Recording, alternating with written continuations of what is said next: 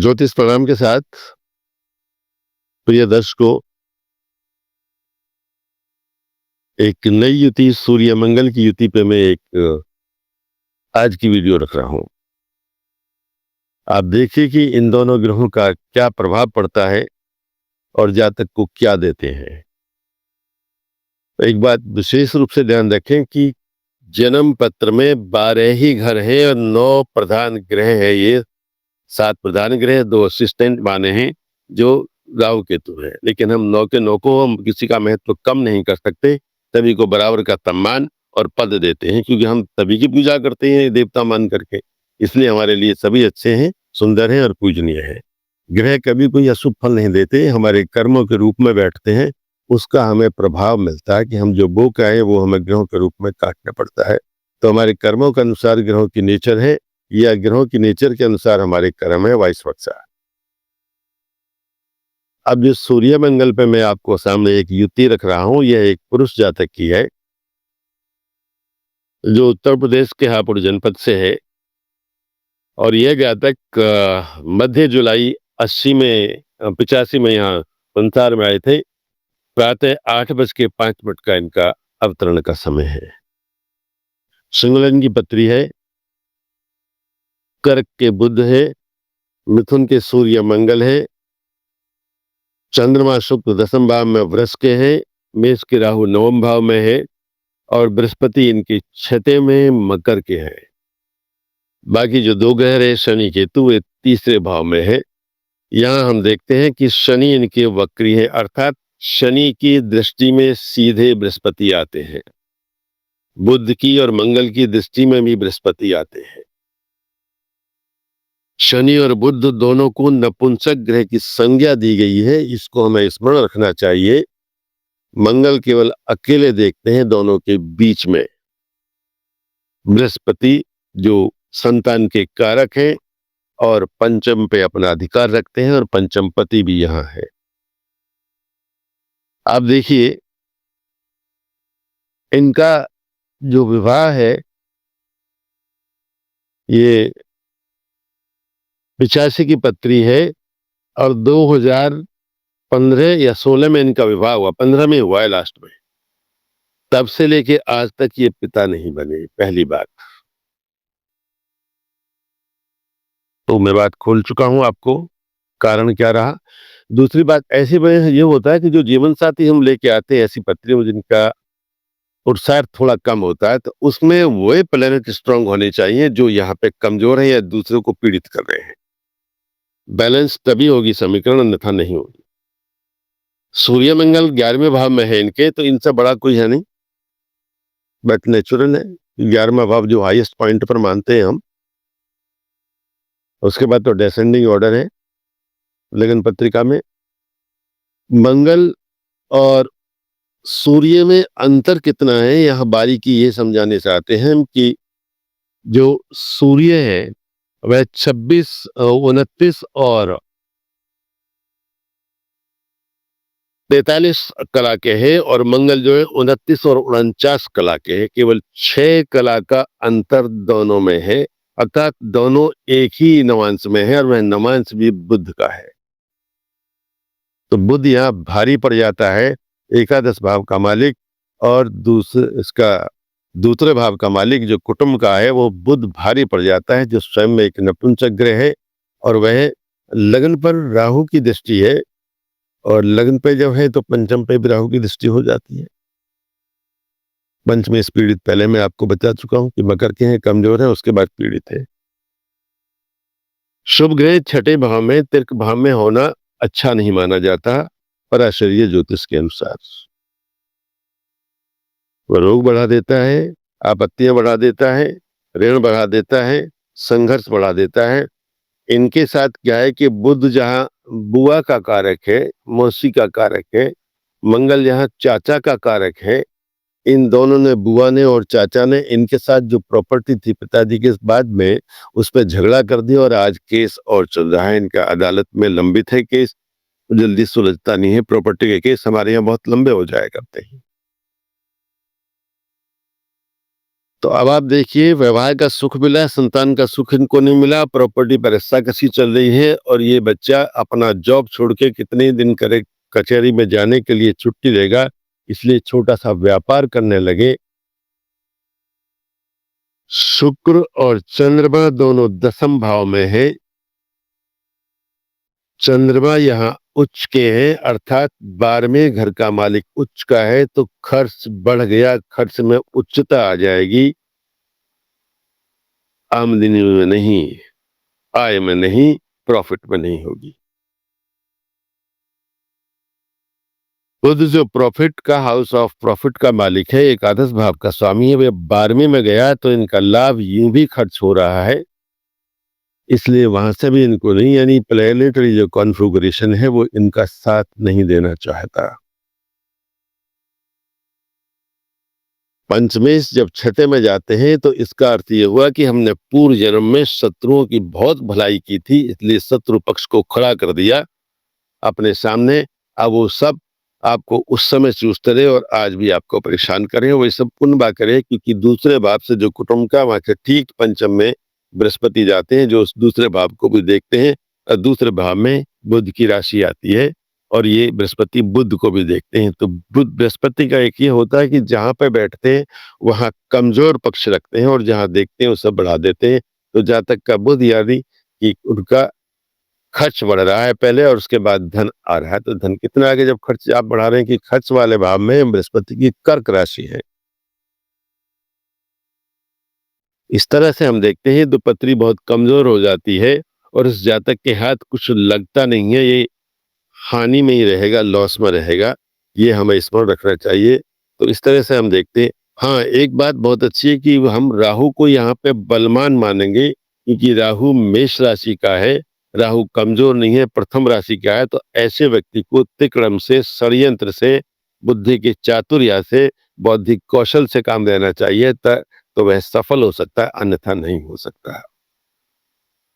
क्योंकि चंद्रमा से दूसरे भाव में राहु है, तो हाउस ऑफ हॉबीज में जब राहु से हम काम लेंगे, उसको बलवान करेंगे, तो वहां इनका मंगल और बुध ये दोनों कमजोर हो जाएंगे। अकेले राहु को यहाँ हमें विपक्षी दल के नेता को, विपक्षी दल के देवता को बलवान करना चाहिए यदि हमें इस पत्री से कुछ लाभ लेना है।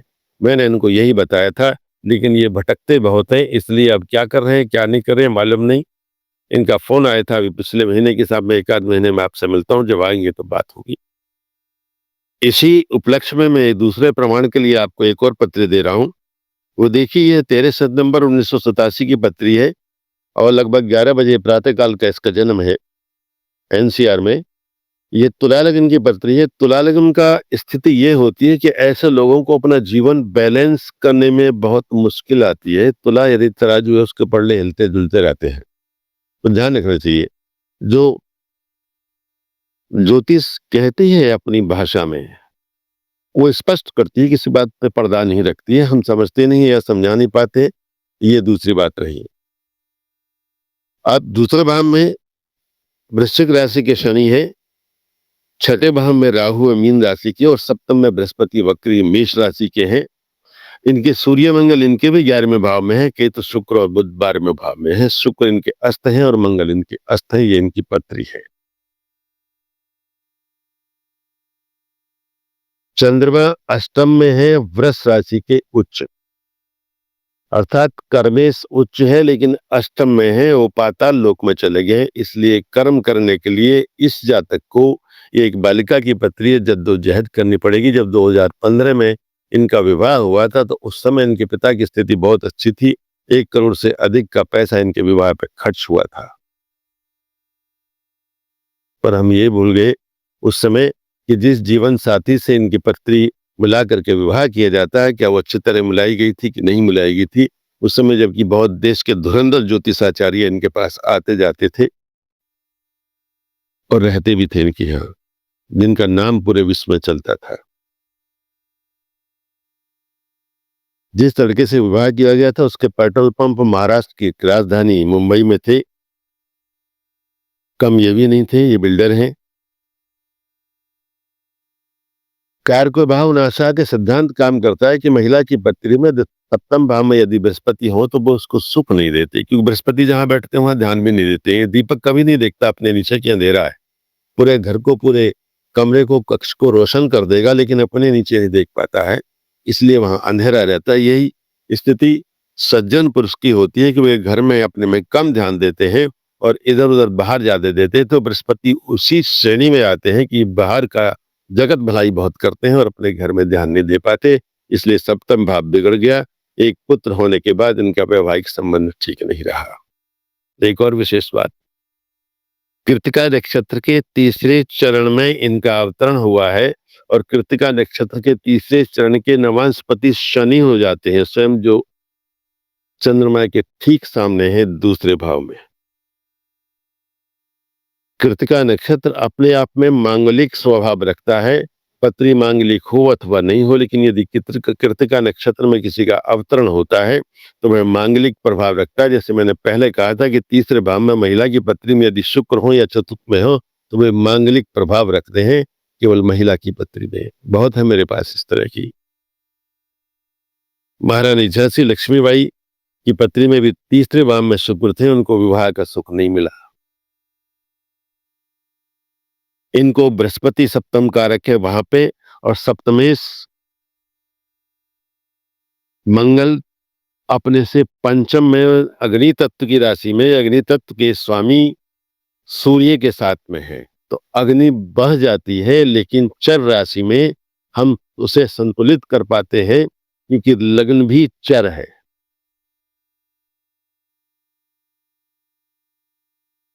और जो शर राशि महाकेंद्र का जो योग स्वामी है चंद्रमा, वह स्थिर राशि वृष में गया है, अर्थात वह पृथ्वी तत्व में गया है कि वृष राशि पृथ्वी तत्व की है, तो चंद्रमा जल तत्व का होकर पृथ्वी तत्व में गया है, तो वो ठहर गया। इसलिए इन्होंने दूसरा विवाह करने का निश्चय ही, विचार ही, संकल्प त्याग दिया, छोड़ दिया। अपने पुत्र को पालती हैं और ये विदेश में पढ़ करके आई हैं, वहां से MBA करके आई हैं, लेकिन एक साधारण नौकरी यहाँ पे कर रही है क्योंकि कर्मेश अष्टम में है।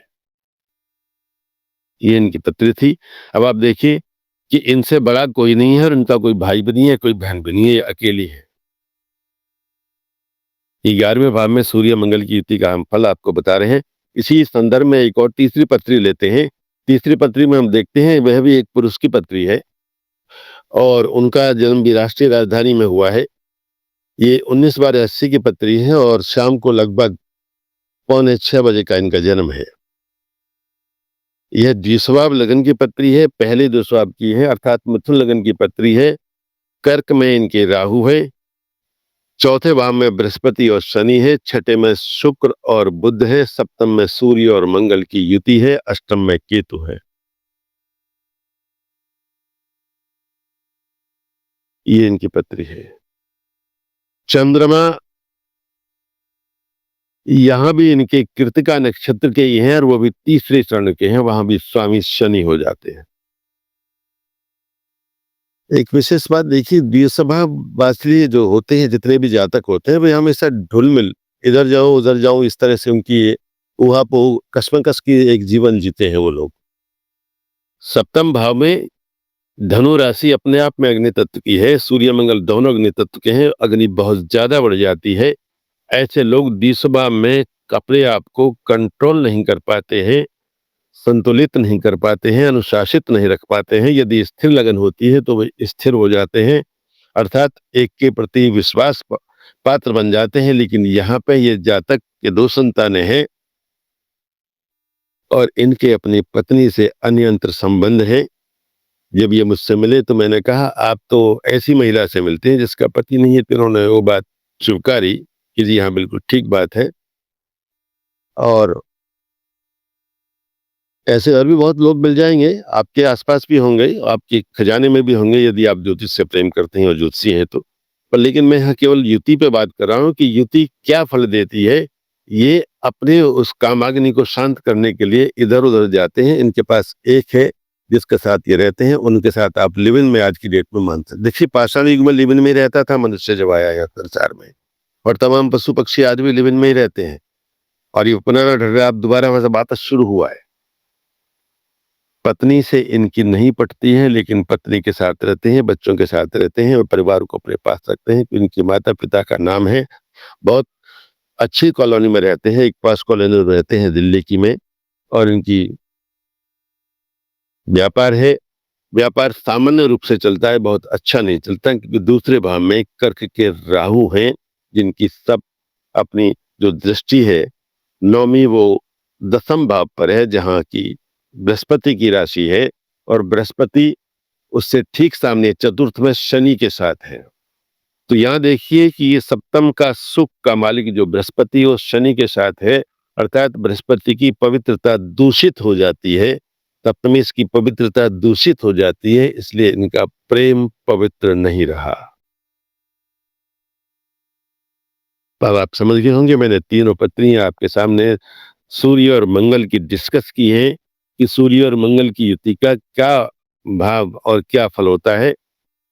दो पत्रियों में एकादश भाव में सूर्य मंगल की युति है और तीसरे में सप्तम की। सप्तम में एक पत्री और है, लेकिन मैं उसे देना नहीं चाहता हूं कि वह बिल्कुल अलग पत्री है, क्योंकि उसमें सप्तम में स्थिर लगन है और विवाह संबंध उनका भी टूटा है, लेकिन वे कहीं नहीं है, बिल्कुल नीट एंड क्लीन उनका चरित्र है और एक आदर्श जातक की तरह समाज में रहते हैं, उनका सम्मान है और कई विधाओं के वे स्वामी भी है। आज के लिए बस इतना ही। आप मेरे इस चैनल को सब्सक्राइब करें, लाइक करें, शेयर करें और प्लीज कमेंट्स अवश्य लिखिए। बहुत लोगों के प्रश्न भी आते हैं, अच्छे प्रश्न आते हैं कि हमारे इसमें ये युति है, हमारे इसमें ये युति है। तो जो ग्रह कमजोर है वो उसका उपाय करें। श्री हरिशरण।